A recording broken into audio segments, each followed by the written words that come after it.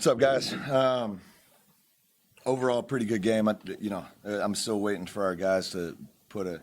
I think we got to remind them that there's 40 minutes worth of basketball, not 20. But in the wise words of Dickie Nutt, a former staff member here, you don't pour cold water on a win. I sprinkled a little cold water on the win post game, just reminding our guys that you got to put a full 40 minutes together. First half was incredible. I thought our defensive effort, execution of the game plan, 5 guys working together to stop the ball, was about the best I've seen from this team the entire season. And then obviously second half, we got away from that. I think we had 18 deflections first half and only 5 the second half, which just shows a lack of intensity and effort and focus in the second half, which is below our standard. But overall, continuing to step in the right direction with this squad. And we got to use this momentum, obviously going into a really easy start to the ACC play with Carolina and Duke and NC State and Syracuse and whoever else comes after that. So we're going to enjoy our Christmas break for a few days and then get back to work and hopefully continue to improve. Just two quick things. I thought Martin Somerville was incredible today, just doing his job, knocking down shots, being in the gaps defensively, leading vocally for our team. Across the board, we had a couple guys really step up. I'm continued to be impressed with Rob's court vision.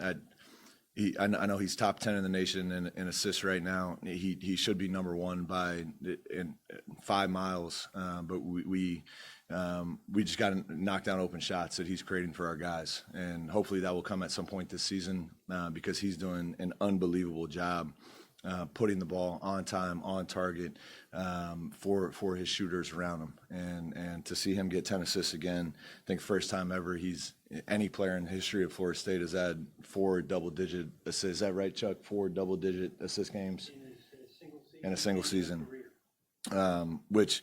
We have 18 games left, so it shows how well he's distributing the ball, especially for a guy that was considered a score-first combo guard coming out of Jacksonville. He's truly taken on that point guard position and ran with it. And then finally, Thomas Basong, to see him, have a pretty complete game in terms of 13, 8 rebounds, which I'm more happy than the 13 points in just 18 minutes. You could tell his confidence is going to continue to grow.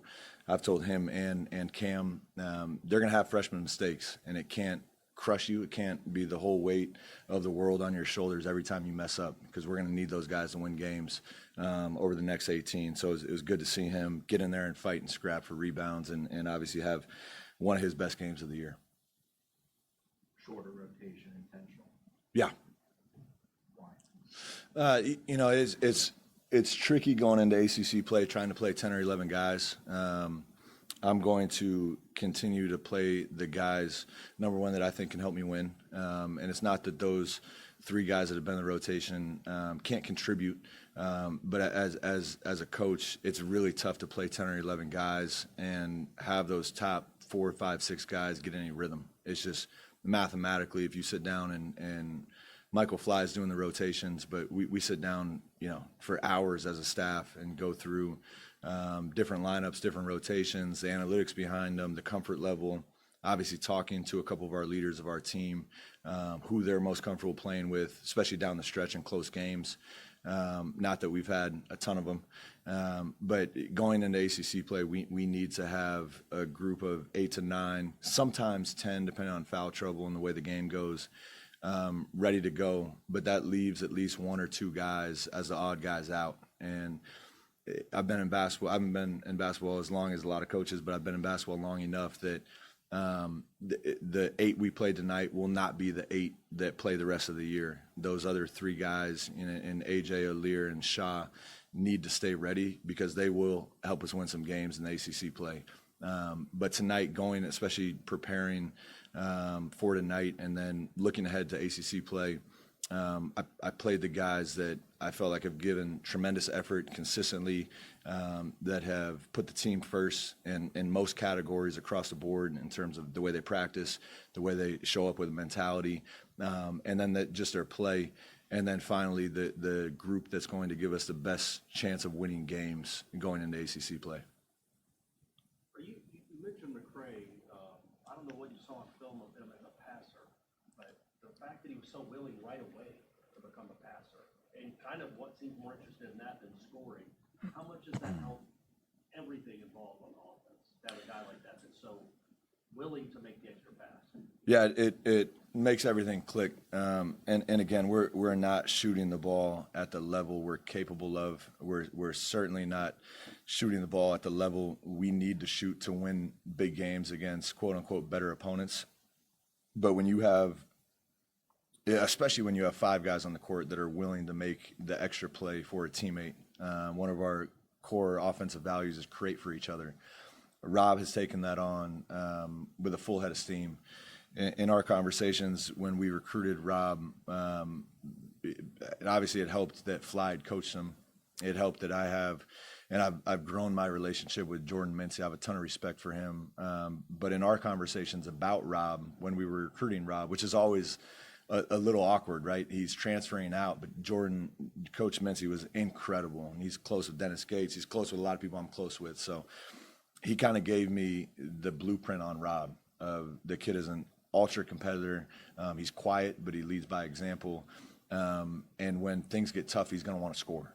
And that's what he had to do for Jacksonville to survive and to compete at the highest level. For us, it's a little bit different. And that we need him to score the ball, which he's certainly capable of. But in order for our offense to work, he has to create. And that was, it's mutually beneficial for our team, but also for Rob and his development if he wants to play at the highest level professionally. It's really tough to survive at 6'2", 6'3", being a non-point guard. It's just, that's the reality of it. You have to be able to score with the absolute best in the world if you're going to play that off-ball position at that size. Now, with his size, combination of athleticism, and showing that in flashes you could see that he could really pass. It just wasn't his focus. And for us, as we went through the recruitment in the portal, and then obviously once we got here, I realized very quickly he can actually see the game. He just was choosing to score and take over the game scoring. And he can to me, he can play at the next level and make a ton of money if you have that combination of positional size, which he does at the point guard position, athleticism, competitive spirit, and you can break down the game with the pass. A lot of people are going to want to sign up to at least give him a look. And to me, that's really encouraging for him and us. Coach, you talked a lot about how this team needs to create better cohesion on the court. Yeah. Why do you feel like that worked so well in the first half? I think first and foremost, our guys have come together over this past week, and I think the Christmas break when you don't have school, you just have more hours in the day. And we've used those hours very strategically to put our guys in positions where they have to come together. They have to get to know each other. They have to look each other in the eyes. We've done a couple different, let's call them sessions, where it has nothing to do with basketball and everything to do with building camaraderie and team spirit. And I think they've taken that and run with it. And to me, most teams over this break either splinter or come together. There's very few teams that will stay neutral in these couple of weeks. So it was good to see that off the court connectivity always helps on the court results.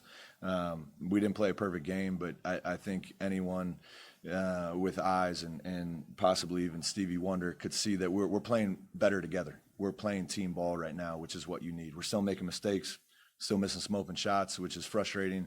But the ability to move on to the next play and put the guy next to you in front of your own ambitions, to me, shows progress in a really positive way, especially at the stage we're in the season where we just lost 5 tough games in a row, and this team could have easily splintered and gone the wrong direction. But credit to our guys in the locker room, and credit to our coaching staff, especially the college coaches, but across the board, our coaching staff has been incredible of telling the guys and helping me just paint this picture. We're not quitting on this team. There will be zero quit in that locker room. There will be zero quit on our staff because we're trying to build a foundation for what Florida State basketball is.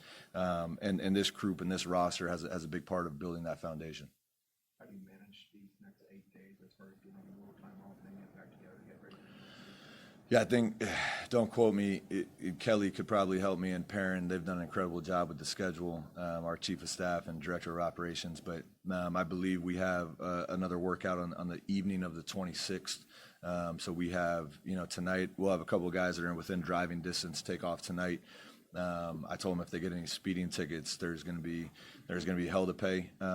Most of our guys will fly out tomorrow morning back to their homes and their families, which is always awesome. I told them, we have a workout schedule, weight room schedule, and gym schedule for every day outside of Christmas, which will be really good for them. And then we'll return on the 26th, work out the night of the 26th, and then lead up into traveling to UNC the day before the game. Was there like, I don't even want to speak for them, but a little emotional tie with knowing that I'm Rob McCrae and I'm fly with my face down? We mentioned it. I'm a big believer coming from the NBA level in revenge games, quote unquote. This was not a revenge game because I think Rob and Fly left on great terms with Coach Mincy. Again, a huge amount of praise to Coach for the job he's done over there. I've gotten to know him a little bit, and he's awesome. He's one of the best in the business. So it wasn't quite the revenge game, but you always have a little extra something for your previous team. That's just human nature. More so our key to tonight, without getting into the specifics of how it was said, was, Christmas can wait. The Santa Claus can wait. The elves can wait. North Pole can wait. Your families can wait. Your girlfriends can wait. Your hometown can wait. We have a job to do, and that's to beat Jacksonville, which I thought our guys did an incredible job, and our staff did an incredible job helping these guys get ready for this game. Are you still waiting for one of these games where like y'all are, I don't know, 20 of 36 from three? Like where it seems like 3 or 4 different guys heat up because you have one guy maybe in the game, but not 4 or 5 guys really get going. And when that happens, what is that going to look like? What do you think? I think you'll win and it'll be fun to watch. Yes. Yeah. Yes. It'll come. And You're getting good looks. we're getting great looks, and we're going to continue to believe in the system, not only this season but moving forward. That especially as we recruit, this is going to be one of the best offenses in America. It takes time. It takes time to build anything good, and change is tough. And I know there's a lot of people that watch us play, at times, including myself, with my own eyes of like, is this right for our team? And you go back, you got to have a belief in what you're doing. You got to have proof of concept, especially to go recruit. And there's been a few programs around the country that have played similar styles that have had a ton of success doing it, especially with some of our constraints in terms of roster building, in terms of where our program's at. But even looking at, without getting too specific, but I'll get specific. So you guys know me. I don't mind shining. If you look at Alabama, and Nate Oates has done an unbelievable job building that basketball program at a football school. And at the time he started, he did not have a lot of resources. And then they built as he showed success. If you go back and look at his first year, and I'm certainly not Nate Oates, and he's had an unbelievable career, and I'm still learning. Their first year was not a Cinderella story. I think they were below 500 when COVID hit. They lost a lot of games that people were probably second-guessing this guy and the style of play that he was running. And he brought a lot of NBA staff in to run it. And all of a sudden, the next year they got a little bit better. And then the next year they got a little bit better. And then they're in a Final Four, and then they're competing for SEC championships every year. It doesn't happen overnight. And I'm not asking for patience. I want our fans to be passionate, and I want our fans to win every game. Because guess what? I'm a fan of Florida State too, and I want a great product. What I would ask is, as we continue to build this, to stick with us. And it's going to take some time. There's going to be bumps in the road, and it's never going to be a perfect skyrocket to the top.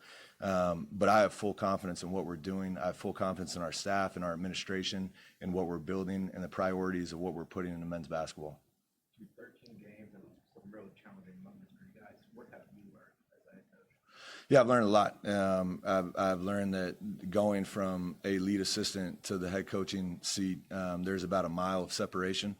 That everyone at all times is always going to turn to you for the answers, which I both love, but it also at times is exhausting. And that's where I love our staff, because we have 3 former head coaches on staff and a handful of other guys who I think will be head coaches one day.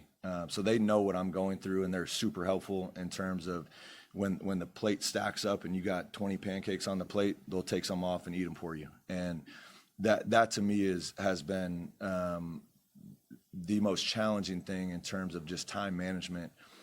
And this is where Michael Fly has been incredible, because he's helped multiple guys. He's helped Andy Enfield. He's helped Dennis Gates rebuild. He's helped Jordan Mincy and all these spots. And he sat in the seat.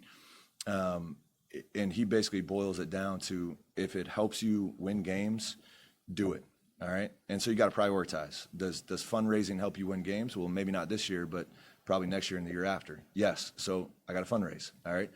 Does recruiting nonstop help you beat Jacksonville? No, but you got to recruit.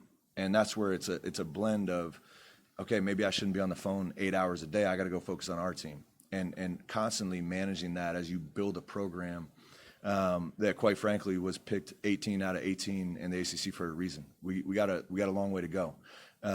But managing my time has been the most challenging part of constantly prioritizing, putting the team first, fundraising, recruiting, make sure I'm helping the staff develop, make sure our guys individually and as a team are developing.